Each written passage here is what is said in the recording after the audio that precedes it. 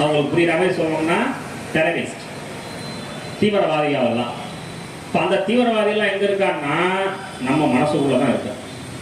பொறாமையாகவும் கோபமாகவும் ஆணவமாகவும் அதெல்லாம் இன்னைக்கு யார் சம்ஹாரம் பண்ண போறானோ அம்பாள் தான் எல்லா மனத்தினுடைய அழுக்குகள்லாம் சம்ஹாரம் பண்ணணும். அந்த மாதிரி எண்ணத்தெல்லாம் நமக்கு போக்கி நல்ல ஒரு மனதை சுவாமி அம்பாள் நம்ம கொடுக்கணும்.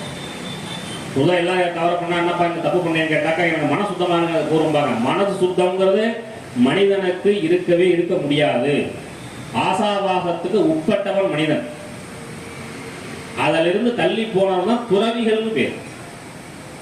நாம குடும்பத்தை நடத்திட்டு எனக்கு ஆசாபாசமே கிடையாது, எனக்கு மன சுத்தமா இருக்குன்னு சொல்லவே முடியாது. நம்ம ஏதோ ஒரு விஷயத்துல மனசு ஆசைப்பட்டுட்டே தான் இருக்கும். ஏன் ஆசைப்பட்டுட்டே இருக்குன்னா நம்மளுடைய பிறப்பு ஆசையினால் வந்தது. மாதா பித்து மலோத்பூத தேகேஷ்டா தன்ன உச்சிதே அப்படிங்கிறது ஆகணும்.